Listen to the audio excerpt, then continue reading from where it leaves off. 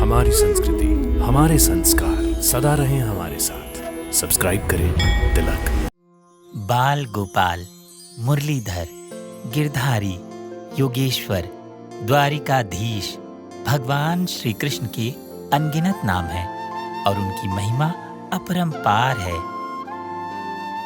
आज हम आपको नंदलाला के उन 4 दिव्य मंदिरों की यात्रा पर ले चलेंगे, जहाँ की दीवारें भी श्री कृष्ण की अद्भुत लीलाओं का गुणगान करती प्रतीत होती हैं। यह मंदिर प्रत्येक कृष्ण भक्त के हृदय के अत्यंत प्रिय हैं। तो आइए इस कृष्णमयी यात्रा की ओर कदम बढ़ाएं और श्री हरि के नाम में डूब जाएं। हरि बोल।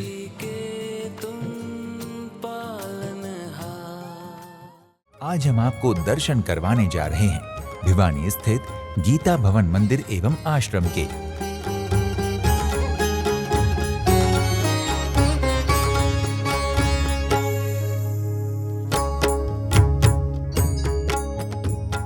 गीता भवन में ही निवास करने वाले एक संत के अनुसार गीता भवन मंदिर सनातन तथा संन्यास की परंपरा से संबंधित है। सनातन धर्म युगों से चला आ रहा है, इसे ना तो कोई तोड़ पाया है और ना ही कोई छोड़ पाया है। सनातन के मार्ग पर चलने वाला व्यक्ति कभी बुराई के मार्ग पर नहीं जाता और अपने जीवन की अच्छी दिशा को निर्धारित करता है। गीता भवन मंदिर होने के साथ साथ एक आश्रम भी है। बहुत साल पहले 1965 में श्री 1008 महामंडलेश्वर स्वामी श्री गणेशानंद जी हरिद्वार से इस स्थान पर आए और उन्होंने इस स्थान पर सनातन का अलख जगाया। स्वामी श्री गणेशानंद जी के ब्रह्मलीन हो जाने के बाद इस आश्रम को संभालने के लिए कोई भी नहीं था। तब आसपास की कुछ माताएं इस आश्रम तथा मंदिर की देखरेख करते हुए इसे संभालने लगी। उनका मानना था कि इस कार्य में स्वयं ईश्वर उनकी सहायता करते थे। आज भी ये स्थान स्वामी गणेशानंद जी के आशीर्वाद से उनके भक्तों द्वारा ही चलाया जा रहा है। इस स्थान के अलावा भी श्री गणेशानंद जी स्वामी ने अनेक स्थानों पर धर्म के कार्य किए, गरीबों को रोजगार के हुनर सिखाए और स्कूल, कॉलेज इत्यादि बनवाए। गीता भवन का जूना अखाड़ा से सीधा संबंध है। जूना अखाड़ा एक बहुत बड़ा ट्रस्ट है जिसमें सभी उम्र के नए साधु सन्यासी आकर जुड़ते हैं और सामाजिक तथा धार्मिक ज्ञान प्राप्त करते हैं। ये अखाड़ा श्री गुरु दत्तात्रेय भगवान की पावन परंपरा से चला आ रहा है। जूना अखाड़ा हरिद्वार माया देवी मंदिर तथा काशी विश्वनाथ मंदिर से प्रारंभ हुआ था। 2 स्तंभों पर बना गीता भवन का मेहराबदार तथा शिखर युक्त मुख्य द्वार विशाल है, जिसमें लोहे का एक दरवाजा लगा हुआ है। मुख्य द्वार पर गीता भवन लिखा हुआ है और उसके नीचे संस्थापक के नाम के रूप में ब्रह्मलीन महामंडलेश्वर स्वामी गणेशानंद जी का नाम अंकित है। गीता भवन न बहुत ही विशाल है और न ही बहुत छोटा है। मंदिर के गेट में प्रवेश करते ही एक प्रांगण के सामने गीता भवन आश्रम दिखाई देता है। प्रांगण में दाएं हाथ पर एक घना वृक्ष लहलहा रहा है तथा बाएं हाथ पर एक हवन कुंड दिखाई देता है। मुख्य द्वार से भवन तक जाने के लिए एक पक्का रास्ता बनवाया गया है। गीता भवन आश्रम के भवन में यहाँ के सेवादारों तथा यात्रियों के लिए बहुत से कमरे बने हुए हैं। गीता भवन आश्रम होने के साथ साथ अनेक देवी देवताओं के मंदिरों का भी स्थान है। यहाँ स्वामी श्री गणेशानंद जी की मूर्ति के अलावा चक्रधारी भगवान लक्ष्मी नारायण, राधा कृष्ण, श्री रामचंद्र जी, शिवालय, माँ दुर्गा, खाटू श्याम बाबा इत्यादि के विग्रहों की स्थापना की गई है। संतों एवं भक्तों द्वारा बड़ी ही श्रद्धा के साथ इन सभी विग्रहों की प्रतिदिन सेवा और पूजा की जाती है। गीता भवन में आरती का समय प्रातः 5 से 5:30 और शाम को 7:15 से 7:45 का है। यहाँ के स्थानीय निवासी तथा भक्त 95 वर्षीय वैद्य श्री वामन चंद जी इस मंदिर को भगवान का रूप, उपदेश तथा आदेश मानते हुए कहते हैं कि किसी का दुख स्वयं लेकर बदले में उसे सुख दे देना सबसे बड़ा धर्म है। अपनी बात को समझाने के लिए वो एक पौराणिक प्रसंग का हवाला देते हुए बताते हैं कि एक बार श्री कृष्ण ने अपनी बुआ कुंती से प्रसन्न होकर उन्हें वरदान मांगने को कहा। तब कुंती ने श्री कृष्ण से वरदान में दुख मांग लिया। जब श्री कृष्ण ने इसका कारण पूछा तो कुंती ने कहा, प्रभु, दुख रहेगा तो आप मुझे याद रहेंगे, सुख में तो हो सकता है कि मैं आपको भूल जाऊं। गीता भवन से प्राप्त ऐसी शिक्षा तथा आदर्शों के कारण ही वैद्य श्री वामन चंद जी अपने गरीब मरीजों का विशेष ध्यान रखते हैं। तथा उन्हें निशुल्क चिकित्सा भी प्रदान करते हैं। कर्मण्येवाधिकारस्ते मां फलेषु कदाचन मां कर्मफल हेतुर्भुर्मा ते संगोस्तव कर्मणि।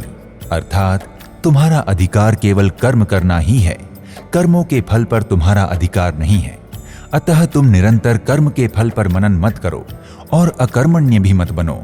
भक्तों, जब भी हम जीवन में निराश होते हैं या हमें हमारे प्रयासों के अनुसार सफलता नहीं मिलती, तो गीता जी का ये श्लोक हमारा मनोबल बढ़ाने में बहुत ही महत्वपूर्ण भूमिका निभाता है। सिर्फ यही नहीं, ऐसे कई श्लोक हैं जो गीता जी में हमारे जीवन को जीने का सार समझाने के लिए भगवान श्री कृष्ण द्वारा अर्जुन को ज्ञान के रूप में दिए गए हैं। पर क्या आप जानते हैं कि धर्म, कर्म और जीवन का सार समझाने वाली हिंदू धर्म की पवित्र पुस्तक गीता जी का जन्म कहाँ हुआ था? या यूं कहें कि इसमें वर्णित ज्ञान को भगवान श्री कृष्ण ने अर्जुन को कहाँ दिया था? तो आइए आज आपको दर्शन करवाते हैं हरियाणा के कुरुक्षेत्र में स्थित उस पवित्र भूमि ज्योतिसर तीर्थ के, जहां महाभारत युद्ध से पहले भगवान श्री कृष्ण ने अर्जुन को जीवन जीने का, धर्म का सार समझाया था और इसी ज्ञान से पवित्र पुस्तक गीता जी का जन्म हुआ। श्रीमद् भागवत महापुराण की जय, कृष्ण बलदेव की जय। तो उस समय भगवान कृष्ण ने इस जगह दे विच गीता का अवतार होया। साढ़े सारे वेदे पुराने शास्त्रे विचों श्रेष्ठ कोई शास्त्र है तो भगवान दी गीता। कुरुक्षेत्र में स्थित ये स्थान ज्योतिसर तीर्थ के नाम से जाना जाता है। दिखने में ये स्थान बहुत ही साधारण सा है, किंतु यहाँ की ऊर्जा बहुत ही दिव्य है। चारों ओर मंदिरों और सरोवर से घिरा ये पवित्र स्थान यहाँ आने वालों को एक विशिष्ट आत्मानुभूति करवाता है। परिसर में जैसे जैसे आप आगे बढ़ते हैं, आपको वो दृश्य देखने को मिलता है जिसका इतिहास आज से लगभग 5000 वर्ष प्राचीन है। ये है हजारों वर्षों पुराना वो अक्षय वट वृक्ष, जिसके बारे में कहा जाता है कि महाभारत युद्ध से पहले इसी वृक्ष के नीचे रथ पर खड़े होकर भगवान श्री कृष्ण ने अर्जुन को गीता जी में वर्णित उपदेश दिए थे। उनको धर्म और कर्म का ज्ञान दिया था। गुण, प्रभाव, स्वरूप, तत्व, रहस्य, उपासना और कर्म व ज्ञान को विस्तार से समझाया था। यही वो स्थान है जहां भगवान कृष्ण द्वारा दिए गए ज्ञान पर आधारित सनातन धर्म की पवित्र पुस्तकों में से एक गीता जी का जन्म हुआ। यही वो स्थान है जहां भगवान श्री कृष्ण ने अर्जुन को अपने विराट रूप के दर्शन करवाए थे। कहते हैं इस वट वृक्ष की खोज आदि गुरु शंकराचार्य जी ने की थी। यहाँ पर भगवान कृष्ण और अर्जुन के रथ पर सवार प्रतिमा को बहुत ही सुंदरता से दर्शाया गया है। इस प्रतिमा का निर्माण आदि गुरु शंकराचार्य के एक शिष्य ने 1967 में करवाया था। वृक्ष के पास बने चबूतरे एवं यहाँ पर स्थित शंकराचार्य जी के मंदिर का निर्माण भी उन्होंने ही करवाया था। इस वट वृक्ष की इतनी प्राचीन चारों ओर फैली जड़ों को देखकर ही महाभारत युद्ध के साक्षी इस वृक्ष की प्राचीनता का अनुमान लगाया जा सकता है। गीता भगवान के मुख चो इस बड़ा दे बट वृक्ष के खल भगवान ने उपदेश दिता है और ये बट वृक्ष उस टाइम का साक्षी है। फिर भगवान ने 18 त्या गीता जिहड़ी है अर्जुन की इस जगह सुनाई। जिले अर्जुन ने गीता सुनी तो अर्जुन का मोह खत्म हो गया। भगवान कृष्ण ने आख्या कि तू कख नहीं करना, तेरा सिर्फ भी ना रखना, जो कुछ करना देख सब पहले भी मारी उड़े दे, एक भी नहीं जिंदा। जिले भगवान ने मुँह बाकी दसे तो सारे भगवान के मुँह च जा दे। भगवान ने उसने पूरा ब्रह्मांड दसिया अर्जुन की इस जगह च। इस जगह च भगवान कृष्ण ने अपने मुख विच पूरी धरती, पूरे आकाश, नदियाँ, समुंदर, पर्वत, जिन्नी दुनिया, कई ब्रह्मा, कई शिव भगवान ने अपने मुख विच इस जगह च दसे है। इत्थे भगवान ने अपना विराट रूप कीता है। यहाँ और भी कुछ वट वृक्ष हैं जिनको 5 पांडवों का नाम दिया गया है। यहाँ एक और वृक्ष है जिसमें प्राचीन शिवलिंग स्थापित है, जो साक्षी है यहाँ पर हुए आतताइयों के आक्रमण का, जिन्होंने हमारी सांस्कृतिक धरोहर को मिटाने के लिए कभी इस वट वृक्ष को काटने की कोशिश की थी, किंतु लोगों की इस स्थान के प्रति श्रद्धा और आस्था के आगे वो असफल रहे। परिसर में एक ओर आपको भगवान श्री कृष्ण के भव्य विराट स्वरूप विशाल प्रतिमा के भी दर्शन होते हैं, जिनको देखकर श्रद्धालु भाव विभोर हो उठते हैं। भक्तों, परिसर में जैसे जैसे आप आगे बढ़ते हैं, यहाँ बहुत से देवी देवताओं के छोटे छोटे मंदिरों के दर्शन होते हैं, जैसे श्री लक्ष्मी नारायण मंदिर, श्री दुर्गा माता मंदिर, श्री वेद व्यास जी एवं गणेश जी मंदिर, श्री हनुमान जी मंदिर, श्री कृष्ण अर्जुन मंदिर के साथ ही श्री हनुमान जी एवं कृष्ण जी मंदिर, श्री गीता मंदिर, श्री राधा कृष्ण मंदिर, विराट स्वरूप मंदिर, श्री शिव मंदिर एवं एक अन्य लक्ष्मी नारायण मंदिर तथा अन्य देवी देवताओं के भी बहुत से मंदिर हैं। इन मंदिरों पर तथा प्रांगण में जगह जगह दीवारों पर श्री गीता जी के उपदेश लिखे हुए हैं। श्रद्धालु इन सभी मंदिरों के दर्शन पूरे श्रद्धा भाव के साथ करते हैं। ज्योतिसर तीर्थ के पूरे प्रांगण में संगमरमर व अन्य पत्थरों को लगाकर सफाई व सौंदर्य का उचित प्रबंध किया गया है। यहाँ के सुंदर बगीचे के खुले भाग में अब रोज शाम 6 बजे लाइट एंड साउंड शो का आयोजन किया जाता है। इसमें गीता उपदेश व महाभारत के प्रसंगों को जीवंत किया जाता है। देखते देखते श्री कृष्ण बड़े होने लगे, विशाल होने लगे, विराट होने लगे। देखते देखते उनके अनंत असंख्य चेहरे अनगिनत हाथ हो गए, जिनमें अगणित अस्त्र शस्त्र सज्जित थे। कोई ऐसी देवी देवता, भगवान, गंधर्व, यक्ष, अप्सरा न थे जो उनमें विद्यमान न हो। वो अनादि अनंत रंग नचेत अवेद थे। सहस्त्रों सूर्यों का तेज उनमें दमक रहा था। गाय में बर्बाद, यह तुझे शोभा नहीं देता। हृदय की शुद्ध दुर्बलता को त्याग दे और उठ खड़ा हो जा। तू तो परम तप है। तेरा काम है शत्रुओं को हार, बैरियों को मार। इस देह में आकर हमारी आत्मा बचपन जवान जिसको दर्शनार्थी देख और सुनकर एक आध्यात्मिक ऊर्जा का अनुभव करते हैं। यहाँ पर श्रद्धालुओं के बैठने के लिए भी उचित व्यवस्था है, जहाँ थोड़ी देर बैठकर इस स्थान में फैली आध्यात्मिक दैवीय ऊर्जा एवं शांति का अनुभव करते हैं। इस तीर्थ से जुड़े त्योहारों की अगर बात करें तो प्रतिवर्ष शीत ऋतु के समय मार्गशीर्ष मास की शुक्ल पक्ष की एकादशी अर्थात गीता जन्मोत्सव के दिन एक सप्ताह के लिए कुरुक्षेत्र उत्सव का आयोजन किया जाता है। इस राज्य स्तरीय मेले में दूर दूर से आए कलाकार अपनी कला का प्रदर्शन करते हैं।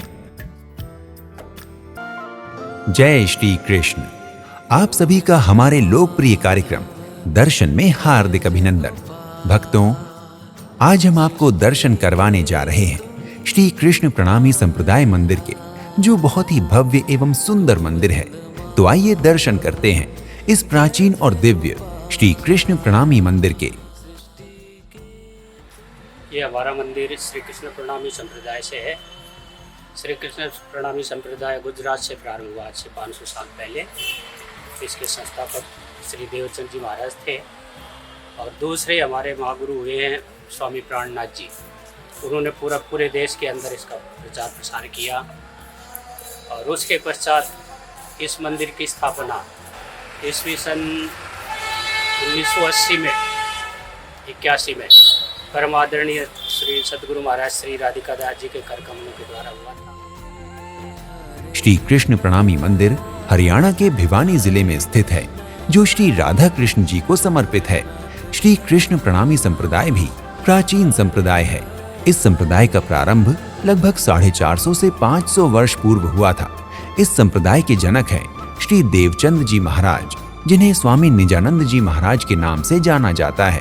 उन्होंने 40 वर्ष तक भगवान श्री कृष्ण के लिए घोर साधना की और भगवान के प्रत्यक्ष दर्शन किए। उन्हीं से इस संप्रदाय का आविर्भाव हुआ। स्वामी निजानंद जी महाराज के शिष्य शिव प्राणनाथ जी महाराज हुए हैं, जिनका गुजरात में 1718 में जन्म हुआ था। इन्होंने श्री कृष्ण प्रणामी संप्रदाय का बहुत प्रचार प्रसार किया। इसी गुरु प्रणाली में गुरु मंगलदास जी महाराज हुए तथा उनके शिष्य स्वामी श्री 108 राधिका दास जी महाराज हुए। सन 1981 में श्री राधिका दास जी महाराज ने इस श्री कृष्ण प्रणामी मंदिर भिवानी की स्थापना की थी। नंद कुमार भवसागर से कर दो पार, आए ये मंदिर श्री कृष्ण राधा जी को समर्पित मंदिर है। यहाँ पर संप्रदाय के लोग श्री राधा कृष्ण जी को ही अपना इष्ट मानते हैं और उन्हीं की पूजा उपासना करते हैं। श्री कृष्ण प्रणामी संप्रदाय में मान्यता है कि राधा कृष्ण ही सर्वस्व हैं। उनसे परे कोई भगवान नहीं है, वही आदि परमात्मा है। राधा और कृष्ण की पूजा होने से ही सबकी पूजा हो जाती है, अर्थात किसी अन्य की पूजा का कोई विधान ही नहीं। एक साधे सब सधे, सब साधे सब जाएं। ये कहावत यहाँ युक्ति संगत है। राधा कृष्ण की पूजा होने से सभी देवी देवताओं की पूजा हो जाती है। किसी की विशेष पूजा करने की फिर कोई आवश्यकता ही नहीं रहती। इसलिए मंदिर में भी श्री राधा कृष्ण जी की ही मूर्ति है तथा यहाँ पर राधा कृष्ण जी के स्वरूप रूप ही ग्रंथ को गर्भगृह में स्थापित किया गया है, जिसको तारतम वाणी कहते हैं। ये आदि स्वामी सद्गुरु श्री प्राणनाथ जी के द्वारा कही गई वाणियां हैं, जिनको यहाँ ग्रंथ रूप में समाहित कर श्री राधा कृष्ण स्वरूप मानकर उनकी यहाँ पूजा की जाती है। मंदिर में ही गुरु जी की समाधि स्थल भी है। श्री 108 श्री राधिका दास जी महाराज जी के इस समाधि स्थल के ऊपर परम धाम का निर्माण किया गया है। इस परम धाम में भगवान राधा कृष्ण जी की मूर्ति है और उनके चारों ओर आत्मस्वरूप गोपिकाएं बैठी हुई हैं, जो भगवान की ओर दृष्टिपात किए हुए हैं। ये आत्मा अपनी परमात्मा की ओर निरंतर दृष्टिपात करती रहती हैं। यही परम धाम का दृश्य है। जैसे हमारी गीता में लिखा हुआ यद गत्वा न निवर्तन्ते तद धाम परमम मम। श्री कृष्ण कहते हैं जहाँ जाके वापस लौटना नहीं पड़ता वो मेरा परम धाम है। तो बीच में श्री कृष्ण राधा जी का स्वरूप रखा है और चारों ओर आत्माएं बैठी हैं। तो हम लोग इसी का ध्यान करते कि हम ठाकुर जी के चारों ओर बैठे हैं और इसको हम कहते हैं मूल मिलाओ। ठाकुर जी के चरण में बैठना मूल मिलाओ, मूल मतलब परमात्मा मिलाओ, मतलब उनके साथ मिलाप होना। ये मंदिर बहुत ही वैभवशाली मंदिर है।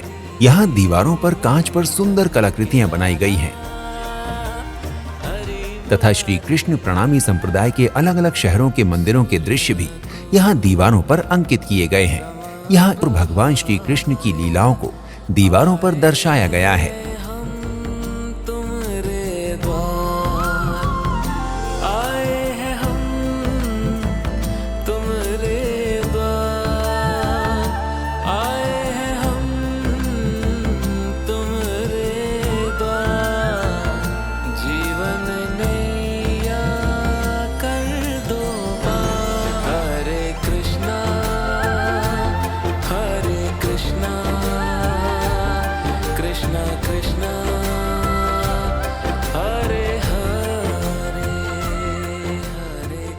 मंदिर का परिसर हॉल बहुत ही विशाल है।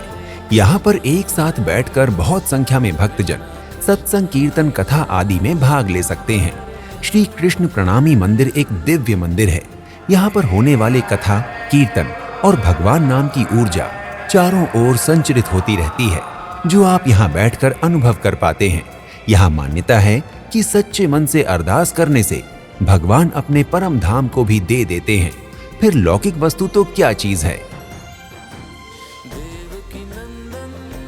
मंदिर परिसर में ही एक विद्यालय भी है, जिसे महापाती प्राणनाथ विद्या निकेतन के नाम से जाना जाता है, जो श्री कृष्ण प्रणामी जन कल्याण ट्रस्ट द्वारा संचालित है। परिसर में ही काफी संख्या में आवास बनाए गए हैं, जो यहाँ आने वाले श्रद्धालुओं के लिए तथा उन लोगों को दिए जाते हैं जो बेघर हैं, जिन पुरुषों या महिलाओं को घर से निकाल दिया जाता है, जिन वृद्ध माता पिता को उनके बच्चे उनके बुढ़ापे में घर से बेघर कर देते हैं, उनका आश्रय है ये श्री कृष्ण प्रणामी अपना घर आश्रम। भक्तों, मंदिर परिसर में श्री कृष्ण प्रणामी गौशाला भी है। यहाँ गाय सेवा तन मन से की जाती है। यहाँ गौ सेवा को विशेष महत्व दिया जाता है और गायों से मिलने वाला दूध मंदिर में भोग प्रसादी के काम में लिया जाता है। हो राधा रानी, हो श्यामा प्यारी, हो राधा रानी के चरणों में रह लेंगे हम, राधा रानी के चरणों में रह लेंगे हम। जैसे राखोगी वैसे ही रह लेंगे हम, जैसे राखोगी वैसे ही रह लेंगे हम, राधा रानी के चरणों में। जय श्री राधे कृष्ण। भक्तों, भगवान श्री कृष्ण और राधा जी की हमने बहुत सी कथाएं सुनी हैं। उनकी लीलाओं के सुंदर वर्णन को सुना, जिसमें उन दोनों को अलग अलग स्वरूपों में देखा, किंतु वास्तविकता में जिस प्रकार से इनका नाम राधा कृष्ण एक है, उसी प्रकार से दोनों एक ही स्वरूप हैं। विश्व में भगवान श्री राधा कृष्ण के बहुत सारे मंदिर हैं, किंतु आज हम आपको दर्शन करवाने जा रहे हैं चंडीगढ़ के सेक्टर 18C में स्थित एक बहुत ही सुंदर श्री राधा कृष्ण मंदिर के। श्री सनातन धर्म राधा कृष्ण मंदिर सेक्टर 18C चंडीगढ़। इस मंदिर का निर्माण 1975 में स्थापित हुआ था। बहुत पुराना मंदिर है, प्राचीन मंदिर है, और जो भी भक्त यहाँ आते हैं उनकी हर मनोकामना जो है पूर्ण होती है। भक्तों, ये मंदिर श्री राधा कृष्ण को समर्पित होने के साथ ही यहाँ अन्य देवी देवताओं को भी बहुत ही सुंदर रूप में विराजमान किया गया है। इस मंदिर का निर्माण 1975 में किया गया था। आप जैसे ही मंदिर के प्रवेश द्वार से प्रांगण में प्रवेश करते हैं तो मंदिर का सुंदर भव्य दृश्य आपके मन को वशीभूत करने वाला होता है।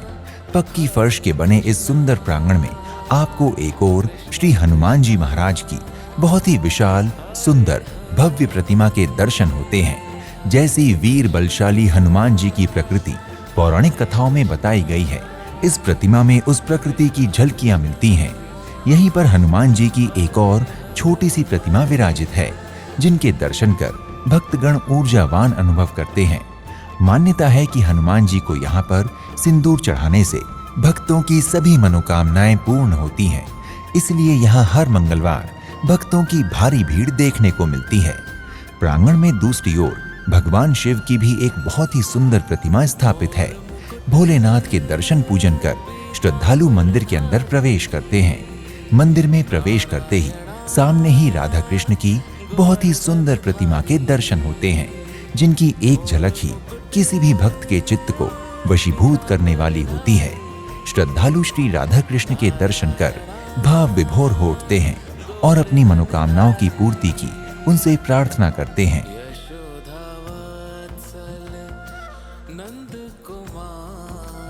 इस मंदिर का गर्भगृह बहुत ही सुंदर रंग बिरंगे रत्नों से जड़ित बनाया गया है, जो बहुत ही आकर्षक प्रतीत होता है।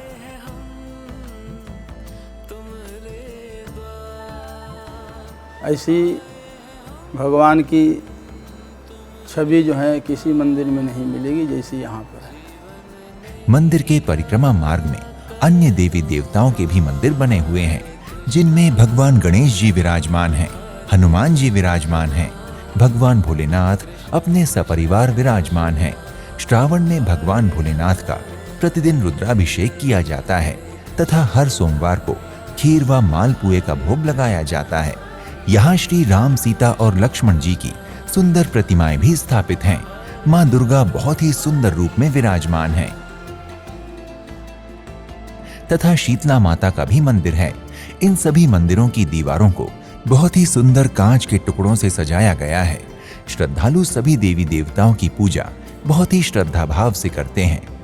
मंदिर परिसर में भगवान शनिदेव की भी प्रतिमा विराजमान है तथा समीप ही एक पीपल का वृक्ष भी है, जिस पर श्रद्धालु मौली, धागा आदि बांधते हैं तथा शनिदेव भगवान को तेल व तेल के दिए अर्पण करते हैं।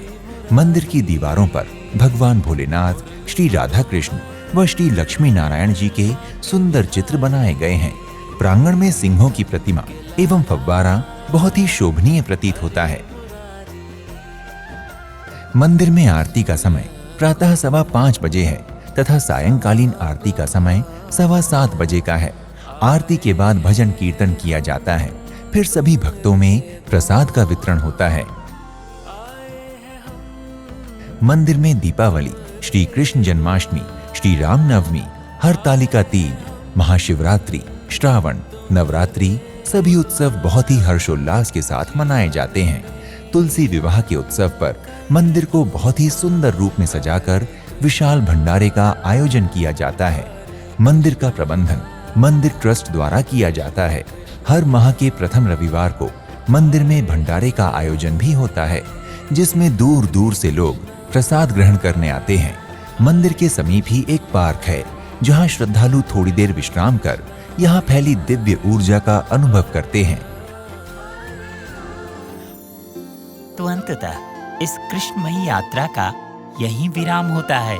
हम जानते हैं कि आप भी नहीं चाहते होंगे कि यह सुंदर यात्रा इतनी शीघ्र समाप्त हो जाए। आज जिन दिव्य मंदिरों के दर्शन हमने आपको करवाए वे सचमुच विलक्षण, अलौकिक और भक्ति भाव से परिपूर्ण हैं। इसलिए आपको भी इन दिव्य मंदिरों के दर्शन अवश्य करने चाहिए। हमें कमेंट करके बताइए कि आप यहाँ की यात्रा पर कब प्रस्थान करने वाले हैं। जय श्री कृष्ण।